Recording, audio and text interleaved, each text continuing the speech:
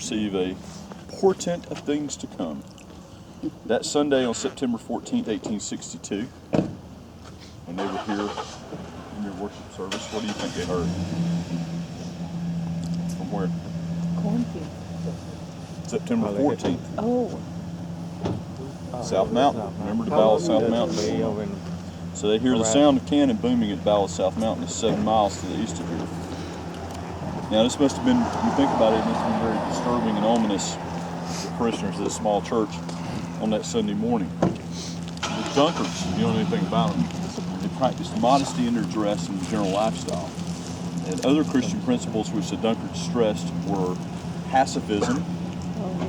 Members of both the North and the South refused to serve in the military. The brotherhood of man, to include the opposition to slavery, and temperance, total abstinence from alcohol.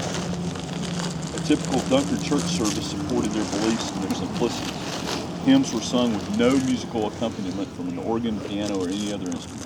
The congregation was divided with men seated on one side and women on the other. The churches were simple with no stained glass windows, steeples, or crosses.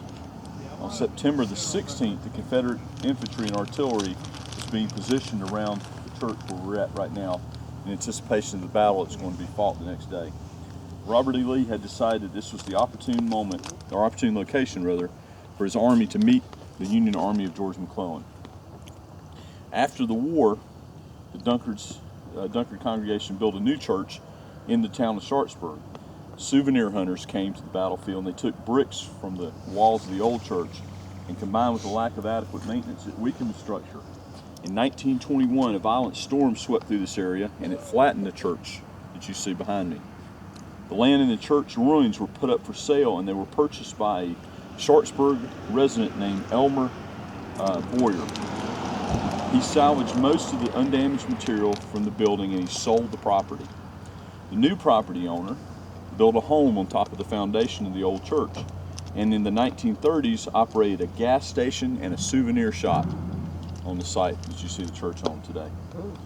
This structure was removed in 1951 when the property was purchased by the Washington County Historical Association, or Society. They donated the site, then just a foundation, to the National Park Service. The church was rebuilt for the 100th anniversary of the battle in 1962 on the original foundation with as much original materials as possible, and now stands as a beacon of peace on the battlefield. In fact, they were able to recover because, remember, the guy had bought the materials and saved most of them. They were able to recreate it. Yep. Wow. Now, on the morning of September 17th, from the front step of this church, you could see what was known as Artillery Hell. See a cannon behind you. On the field at Antietam that morning for the battle, there were over 500 cannon, both Union and Confederate. 60% of the Union cannons were rifled, compared to only 40% of the Confederates. Directly in front of the church were the 2 battalions of Confederate artillery under the command of Stephen D. Lee. He is no relation to Robert E. Lee. While this was an excellent ground for artillery with good fields of fire down the Hagerstown Pike, this way, remember there's soldiers advancing up the Hagerstown Pike, and the Smoketown Road, which we came in on, that's the road you see out here. It was also subject to counter battery fire from Union gunners from as far away as the other side of the Antietam Creek. That's how accurate the long-range guns were. Lee's artillerymen, guns, and horses suffered greatly during the morning phase of the battle, which led Colonel Stephen Lee to call this area Artillery Hell. From Lee's battle report, the officers and men of my battalion behaved with the utmost gallantry. During the entire time engaged, they were exposed to heavy fire from the enemy, as shown by the list of casualties enclosed. But of about 300 men who went into action, 86 casualties occurred and 60 horses were disabled.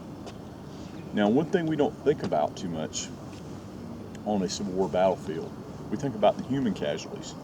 We don't think about the horses and the mules that were laying dead on the field. What happens?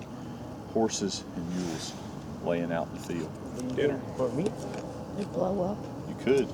They swell up very quickly, especially if it's warm. And they get really stinky. And they become a big nuisance. And so they were here.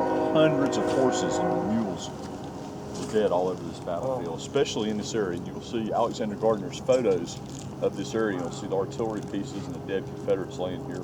But you'll also see a lot of dead horses. So this was a very, very delicious place.